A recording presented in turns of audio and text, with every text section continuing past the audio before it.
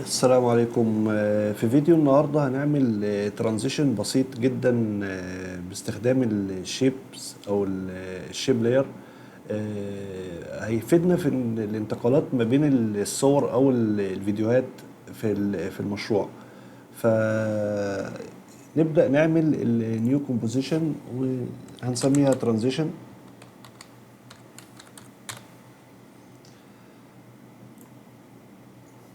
رايت كليك ونعمل نيو شيب لاير، واحنا واقفين على نفس الشيب لاير هنعمل دبل كليك على الريكتانجل تول. هيظهر معانا اول ريكتانجل في المشروع. هلغي الاسبكت ريشيو هنا في المسائل السايز الخاص بالريكتانجل، هلغي النسبة والتناسب ما بين الطول والعرض، وابتدي وامشي 20 فريم.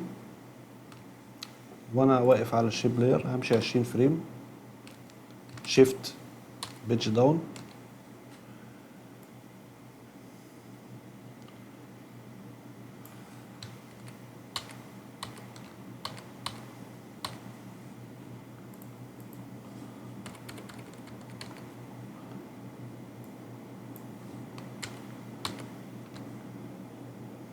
هي طبعا الغلطة عندي ان هنا مش ظاهر الحركة لان الكومبوزيشن مدته كبيرة.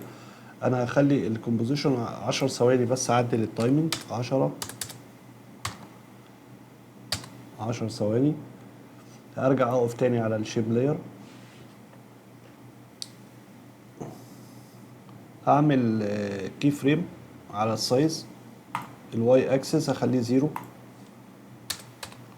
وامشي 20 فريم عن طريق الشيفت والبيج داون، واخلي الواي اكسس 350 بكسل. كده لو عملنا ريفيو هلاقي الشكل بالانيميشن زي كده. بس انا هدي ايز للكي فريم، يعني اضغط اف 9 واعلم عليهم واروح للسبيد جراف واسرع عمليه الدخول او اسرع عمليه الانيميشن في الدخول. فلو عملنا بريفيو دلوقتي هنلاقيه عامل زي كده. اقف عند اخر كي فريم وامشي برضو 20 فريم عن طريق شيفت وبيتش داون. هاخد كوبي من كل الفريمز، كنترول سي واعمل كنترول في، واعكس التايمنج، اعمل ريفيرس للتايم كي فريم. فلو عملنا ريفيو دلوقتي هنلاقي ان الشكل عامل كده، وده يعتبر اول ريكتانجل عندي في الترانزيشن. هروح للترانسفورم ريكتانجل واغير الزاويه بتاعت الروتيشن واخليها ماينس 45.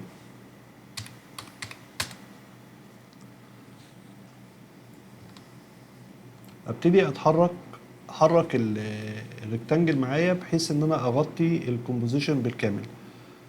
اقف عليه واعمل شيفت واجيبه عند اخر الشاشه زي كده.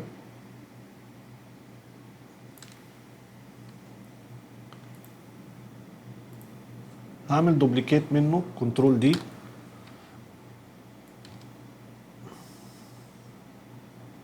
طبعا السنابنج مش هيشتغل معايا هنا، انا معلم هنا على السنابنج بس السنابنج مش هيشتغل معايا لان التول الشيبس مش جايه مع في اتنين لاير مختلفين، يعني كل الريكتانجل او كل الشيبس على لاير واحده، فالسنابنج مش هيشتغل معايا كويس. اهم حاجه ان انا اجيب ما اسيبش جاب ما بين كل شكل وكل شيب والتاني. احاول اغطي هنا واعمل ريفيو كده تمام. اعمل كنترول دي،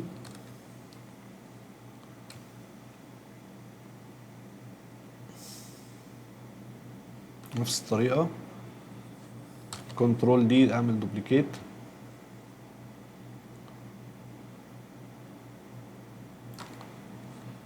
كنترول دي لحد ما اغطي الشاشه بالكامل.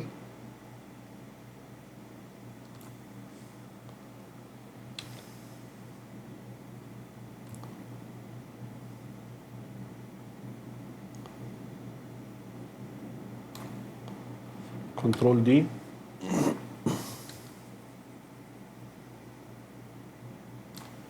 اعمل ريفيو. هلاقي هنا في ده اللي انا قلت عليه، ان في مسافه هنا او في خط ظهر عندي. لو عملنا ريفيو مره تانية، خط ظهر عندي في الاخر ما بين الشيب الريكتانجل 6. هاجي اقف هنا عند الكي فريم ده، اروح ريكتانجل 6، ابتدي اطلعه بحيث اقفل الجاب واعمل تيست مره تانية كده مظبوط. في عندي هنا ظهر عندي الجزء اللي تحت مش الحته دي فيها فراغ، اعمل دوبليكيت مره تانية، كنترول دي، واخد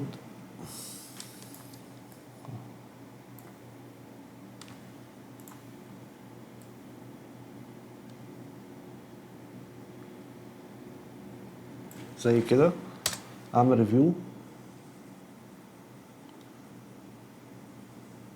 كده. يبقى خلصت انا الترانزيشن. بس في لسه خطوه تانية هنعملها، اللي هي اغير. انا مش عايز كل الشيب انيميشن لكل الشيب في وقت واحد، فهبتدي احرك الكي فريم الخاصه بكل ريكتانجل.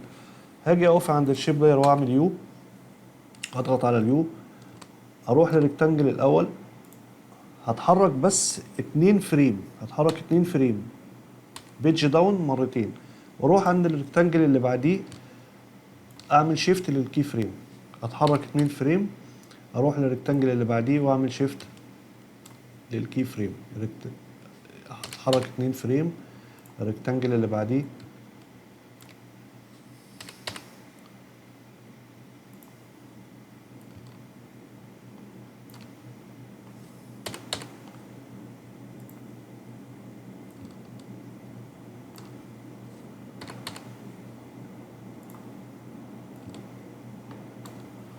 نعمل تيست، نعمل ريفيو. بقى في تناسق اكتر، وبقى في سموثنس اكتر في الحركه، في نعومه في الترانزيشن نفسه زي ما احنا شايفين. اعمل ريفيو مره تانية، عملت اختلاف للتوقيت لكل ريكتانجل عن التاني، ان انا عملت شيفت للكي فريم كده. ابقى انا خلصت الترانزيشن بتاعي. طيب هل في كل مشروع محتاج ان انا اعمل الترانزيشن ده من اول وجديد؟ لا، في عندي في ممكن ان انا اسيف الترانزيشن ده في الانيميشن او في البريسيت، في الافتر افكت بريسيت. عشان اسيف انا الانيميشن ده او اسيف الترانزيشن ده، بلغي اليو خالص وارجع اقف على الريكتانجل، اعلم على كل ريكتانجل هنا، واروح للانيميشن واعمل سيف انيميشن بريسيت، وليكن هديله اي اسم، ترانزيشن ريكتانجل 2 او ريكتانجل 3، واقول له اوكي. هينزل عندي على طول، هو دلوقتي بينزل في البريسيت. هلغي الشيب لاير ده كاني بعمل مشروع من اول وجديد، وهعمل نيو شيب لاير.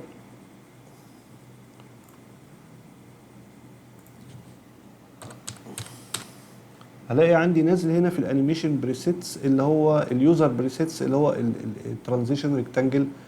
دبل كليك هينزل على طول على الشيب لاير. لو عملت تيست كده ريفيو، هو بينزل طبعا في نفس مكان التايم لاين. يعني لو رجعت خطوه تاني لورا الغي الحاجه وعايز الترانزيشن تبدا من الاول، بخلي الفريم واقف في التايم لاين عند التايمنج اللي محتاج انزل عليه الترانزيشن، بعمل دبل كليك كده هيبتدي يشتغل معايا على طول زي كده. يبقى انت تقدر هتلاقي الترانزيشن ده في اي مشروع هتعرف تستخدمه. وبكده نكون احنا خلصنا الفيديو بتاع النهارده، واشوفكم الفيديو اللي جاي ان شاء الله. وشكرا، سلام عليكم.